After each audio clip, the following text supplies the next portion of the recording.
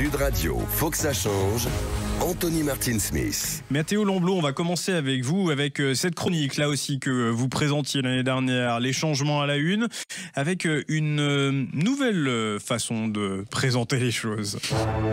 Sud Radio, les changements à la une. Des changements à la une, l'actualité du handicap, de l'inclusion en France, avec cette fois les 1 an des Jeux paralympiques. Quels héritages nous gagnons aujourd'hui sur ces Jeux, Mathéo, est-ce qu'on en a gardé ?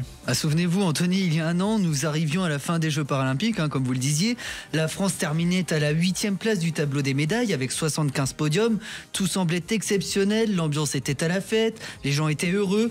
On promettait alors une révolution paralympique, c'était les mots du président de Paris 2024, Tony Estanguet, lors de la cérémonie d'ouverture. Mais aujourd'hui, difficile de dire que cette révolution a vraiment eu lieu. Les sportifs peinent toujours autant à trouver des sponsors. Certains en ont même perdu, comme Elios Lachumanaya, médaillé d'argent en judo, qui a vu ses revenus baisser de 20%. Et c'est encore plus compliqué pour les athlètes non médaillés privés de soutien. La pongiste Morgane Caillot expliquait d'ailleurs dans le journal L'Équipe le 2 avril dernier qu'elle avait eu la chance d'avoir pu mettre de côté ces dernières années.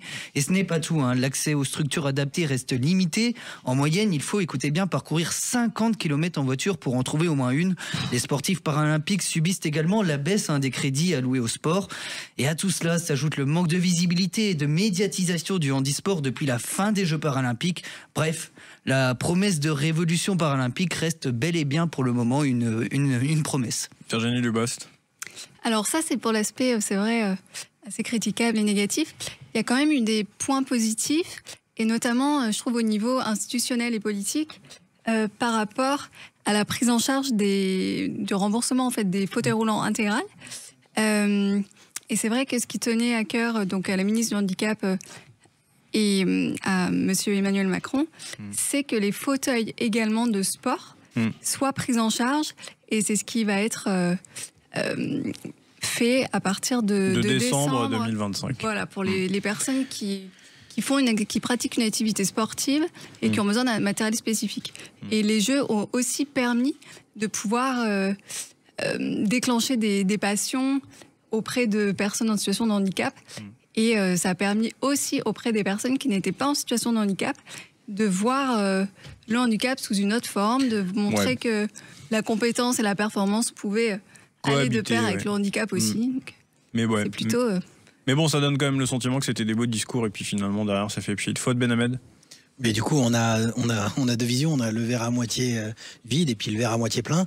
Moi, ce que j'ai envie de dire, c'est que on a beaucoup parlé en fait de l'héritage en partage, l'héritage des Jeux Olympiques Paralympiques, et l'héritage aussi dans les pratiques, pas simplement dans le dur, dans la construction, dans les infrastructures.